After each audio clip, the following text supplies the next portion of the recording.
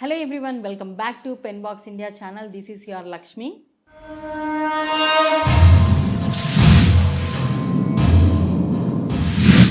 Big boss season 8 Telugu అయితే చాలా గ్రాండ్గా లాంచ్ అయిపోయిందండి. అందులోనూ బిగ్ బాస్ హౌస్ అయితే నెక్స్ట్ లెవెల్లో ఉంది. అసలు హౌస్ ఎంత బాగుందంటే అట్మాస్ఫియర్ మొత్తం ఎలా తీసుకొచ్చంటే కంప్లీట్ గ్రీనరీ అండ్ నేచర్తో తీసుకొచ్చాడు. నాకైతే హౌస్ చాలా బాగా నచ్చేసింది. అండ్ మన నాగార్జున సార్ ఎంట్రీ అయితే అరాచకం దేవరా సాంగ్తో ఎంట్రీ ఇచ్చి నెక్స్ట్ లెవెల్లోకి అయితే ఆ స్టేజ్ని కంప్లీట్ ఫుల్గా చేసేసాడు. మొత్తానికి నాకు అర్థమవుతుంది నాగార్జున గారు చాలా బాగా ఫిక్స్ అయ్యి వచ్చినట్టున్నాడు ఈసారి కంటెస్టెంట్స్ని ఏమాత్రం ఆడుకోవాలనేది. ఫైనల్గా ట్విస్టులు టర్న్లు అని అన్న మాటకైతే చాలా న్యాయం చేశారని అనిపించింది ఈ ఎపిసోడ్లో. మొత్తానికి కంటెస్టెంట్స్ ఎంట్రీ అయితే యష్మితో అంటే శుభప్రదంగా ఒక అమ్మాయితో అయితే ఎంట్రీ చేయించేశారు. అక్కడ అమ్మాయి లోపలికి వెళ్తుంది అని అనుకుంటే అది కాదు, ట్విస్ట్ ఆ అమ్మాయి ద్వారా ఇంకొకరిని సెలెక్ట్ చేసుకోమని చెప్పారు. ఆ సెలెక్షన్లో వచ్చి నిఖిల్ అనమాట. సో కపుల్స్ లాగా ఎంట్రీ ఇవ్వడం అనేది పెద్ద ట్విస్ట్ లాగా పెట్టాడు. అంటే ఇక్కడ మనం గమనించుకోవాల్సింది ఏంటి, ఒకరు ఎలిమినేట్ అయితే ఇంకొకరు కూడా ఎలిమినేటా, లేదా ఒకరు అవుట్ అయితే ఒకరు గేమ్లో అవుట్ అయితే వాళ్ళు కూడా అవుటా అనే ట్విస్ట్లు ఏమన్నా అప్కమింగ్లో రావచ్చేమో. మొత్తానికి యష్మి నిఖిల్ అనే ఇద్దరు ఫస్ట్ బ్యాచ్గా హౌస్లోకి ఎంట్రీ ఇచ్చేశారు. సెకండ్ కంటెస్టెంట్స్లో అభినయ్, ఈయన పెళ్లి చూపుల మూవీ డైరెక్టర్ అంట. ఈయనతో పాటు కపుల్గా ఎంట్రీ ఇచ్చింది వచ్చి ప్రేరణ. వీళ్ళిద్దరూ కపుల్ ఎంట్రీస్లో లోపలికి వచ్చారు. అసలు బిగ్ బాస్ ఎంత కామెడీ చేస్తున్నాడంటే వీళ్ళని కపుల్స్గా పంపించినా, ఇండివిజువల్గా పంపించినా, లేదా ఫ్రెండ్స్లా పంపించినా కపుల్స్ కాస్త ఆ గేమ్స్ ఆడి రెబల్స్ అవుతారు. అది అందరికీ తెలిసిన విషయమే. థర్డ్ కపుల్ ఎంట్రీ వచ్చి బేబక్క శేఖర్ భాష. బేబ్ అనేది మన సోషల్ మీడియాలో బాగా చూస్తున్నాం. ఆమె గురించి మంచు లక్ష్మి వాయిస్ అయితే మంచిగా కామెంటరీ ఇస్తూ ఉంటుంది.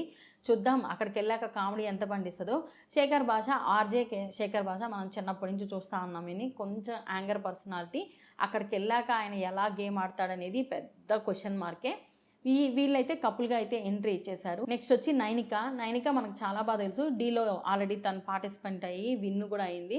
ఆ అమ్మాయితో పాటు నబీల్ అని అఫ్రీద్ ఒక యూట్యూబర్ కాదు, ఆయన సోషల్ మీడియాలో యాక్టివ్గా ఉంటాడు. 1 మిలియన్ సబ్స్క్రైబర్స్ అంట. నేనైతే కొన్ని చూసాను ఇన్స్టాగ్రామ్లో, ఫుల్ కామెడీ వీడియోస్ చేస్తున్నారు. సో వీళ్ళిద్దరిని ఫైనల్గా ఎంట్రీ ఇప్పించారు. అండ్ తర్వాత మనకు బాగా అసలు అన్ఎక్స్పెక్టెడ్గా వచ్చి పృథ్వీరాజు. అతను సీరియల్ యాక్టర్ అనమాట. సీరియల్ యాక్టర్ కాస్త ఎలా వచ్చాడంటే దీనికి తెలుగు అంతగా రాదు, కానీ సీరియల్లో ఆల్రెడీ యాక్ట్ చేసిన దానివల్ల మాట్లాడడం అయితే మాట్లాడుతున్నాడు. ఇతనితో ఎక్స్పెక్టెడ్ ద పర్సన్ విష్ణుప్రియ చాలా హైపర్ యాక్టివ్. మనందరికీ తెలుసు గేమ్స్ బాగా ఆడుతుంది, హైపర్ యాక్టివ్, తనకి ఇచ్చి పడేస్తుంది. చూద్దాం హౌస్లోకి వెళ్ళాక ఏం చేస్తుందో. సో వీళ్ళిద్దరిని అయితే కపుల్గా ఎంట్రీ ఇప్పించారు. నెక్స్ట్ మణికంఠ అతను సీరియల్ యాక్టర్ అంట. కానీ అతనికి చాలా అప్ అండ్ డౌన్స్, బ్యాక్గ్రౌండ్ కూడా చాలా ఎమోషనల్ బ్యాక్గ్రౌండ్ అయితే ఉంది. సో తన కోసం రీబర్త్ కోసం తను ఒక ఐడెంటిటీ కోసం అయితే బిగ్ బాస్కి అయితే వచ్చానని చెప్పాడు. ఇతనికి పేరుగా వచ్చింది కిరాక్ సీత అంటే ఎవరికీ తెలియదు, కానీ బేబీ మూవీలో విలన్ క్యారెక్టర్ అంటే అందరికీ తెలుసు. సో వీళ్ళిద్దరైతే కపుల్గా లోపలికి ఎంట్రీ ఇచ్చేశారు. కొంచెం స్ట్రాంగ్ లేడీ ఈ అమ్మాయి. గేమ్లో అయితే బాగా నిలదొక్కునే ఛాన్సెస్ చాలా ఉన్నాయి. అండ్ ఫైనల్గా సోనియా ఆదిత్య ఓం గారు కపుల్గా వచ్చేసారు. ఆదిత్య ఓం గారు అంటే మనకు చాలా బాగా తెలుసు కదా, లాహిరి మూవీలో హీరోగా యాక్ట్ చేశారు. సో అలా ఐడెంటిటీ ఉంటుందని మొత్తానికి అందరూ 7 కపుల్స్ అయితే లోపలికి ఎంట్రీ ఇచ్చేశారు.